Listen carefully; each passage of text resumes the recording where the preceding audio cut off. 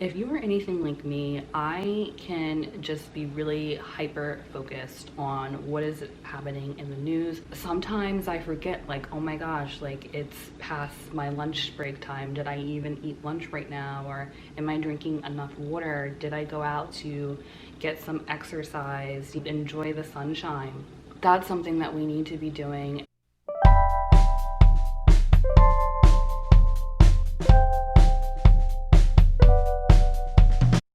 Hi, my name is Heather and I am a mental health therapist, and I create videos on all things related to mental health with a special interest in improving self-esteem for Black women and healing racial trauma. So if you are interested in that sort of content, please subscribe because I post videos every single week. In this video, I am going to share 5 ways that you can take care of your mental health when the news is extremely upsetting.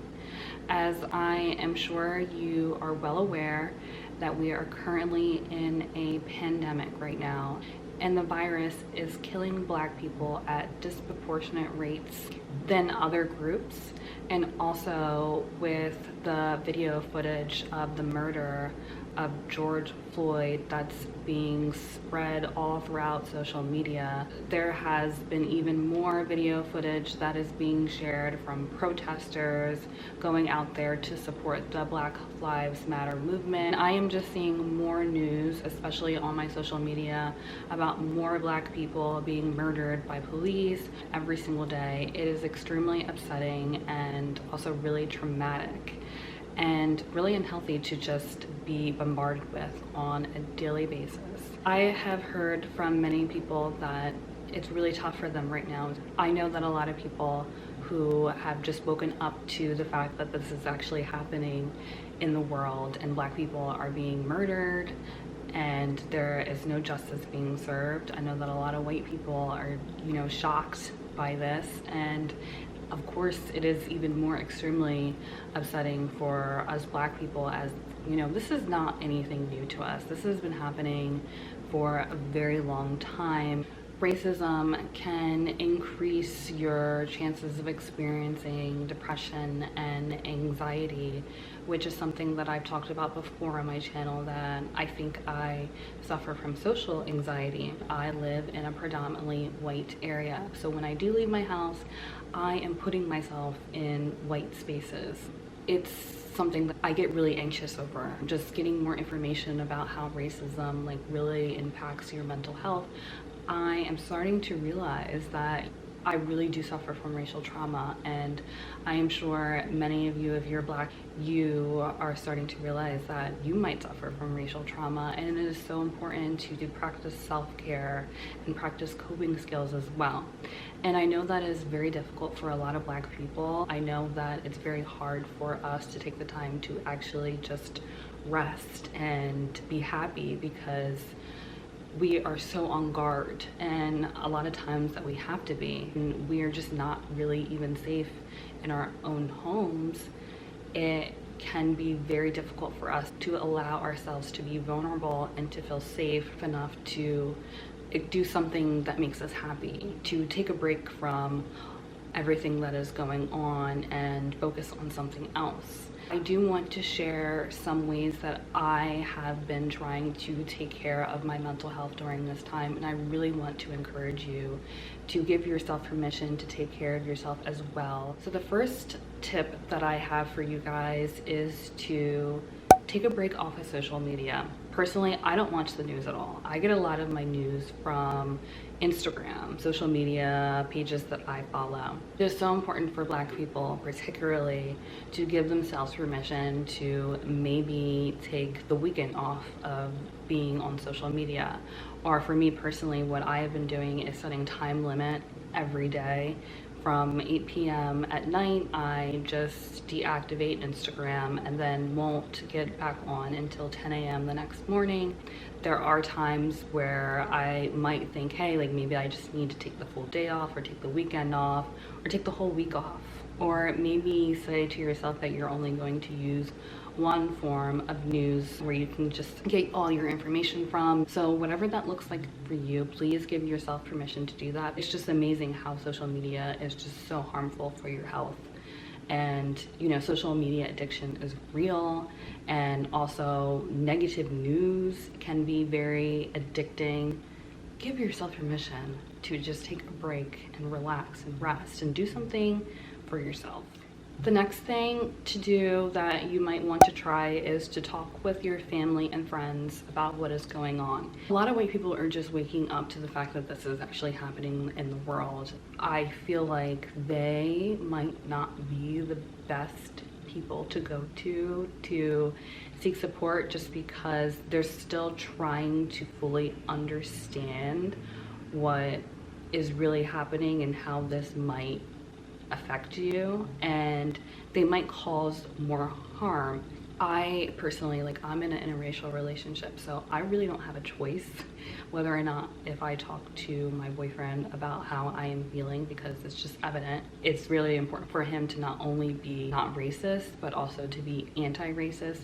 We have to have these conversations. So if you are in a situation just like me, I will link a video up above where me and my boyfriend talked about how we have been having these conversations recently and how we're navigating on the best way to talk about them, and what we have been doing to take action, or more like what he has been doing to take action, so I can feel safe and supported in my relationship. I would really highly encourage Black people to talk to their family and friends who are also Black, and just share how you're feeling. Don't just bottle it in, because that's really negative to just stay silent.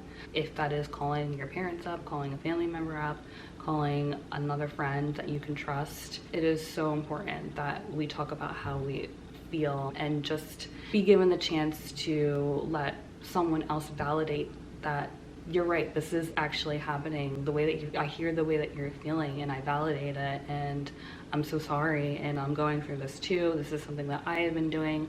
Hearing other perspective is just so important right now. The third tip that I have is to practice mindfulness, to make sure that you are aware of how you are feeling in every moment. And I do think this will help you to determine what your triggers are, what you need to stay away from. Other ways that you can practice mindfulness is to maybe choose a mindful activity that you like to do. For me personally, I absolutely love to practice yoga. I have been practicing yoga for maybe about a couple months straight now. Every single day I do some sort of yoga practice. It is not a coincidence that yoga is really helpful in order to process trauma that is stored within the body. So if that is calling you, then I definitely encourage you to practice yoga. There's free resources on YouTube. Give yourself permission to practice some sort of mindful activity, whether that be meditating or maybe just drawing in a coloring book if that's something that you like to do. Give yourself permission to do that. It can definitely be very healing for your emotions and your mental health, and just giving yourself some space to do something else. The fourth tip is to practice self-care, and this is not necessarily anything that you need to spend a lot of money on. I'm really talking about basics right now, because if you are anything like me, I can just be really hyper focused on what is happening in the news. Sometimes I forget, like, oh my gosh, like, it's past my lunch break time. Did I even eat lunch right now? Or am I drinking enough water? Did I go out to get some exercise, enjoy the sunshine? That's something that we need to be doing, and maybe even setting like some time limits, some reminders for yourself that you should check in with yourself and say, okay, did I take my multivitamin today? When we do see something that is extremely upsetting, are we just bottling it in and just, you know, allowing ourselves to just sit in rage and anger, which it can be appropriate, as sometimes I have found that it is so healing for me to allow myself to grieve and be moved by the news that another Black person has been killed. There are times where I need to just allow myself to cry. Seeing that people really don't care, or there's no justice being served, is extremely upsetting.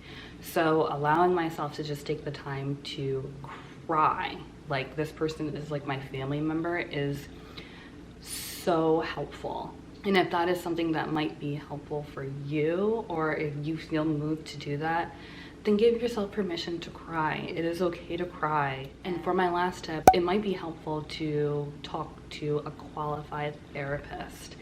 And I say this in resistance, and I am a mental health therapist. I know therapists out there who are not doing the work, who are not acknowledging the things that are happening in the world to Black people, and they're not advocating for the end of racism and fighting for justice. And that is something that a therapist, we not only just sit and just talk and do therapy, we also work to prevent things that could really and negatively impact an individual's mental health, such as racism. So it is so important that you find a qualified therapist in order to really get the help that you deserve and that you need.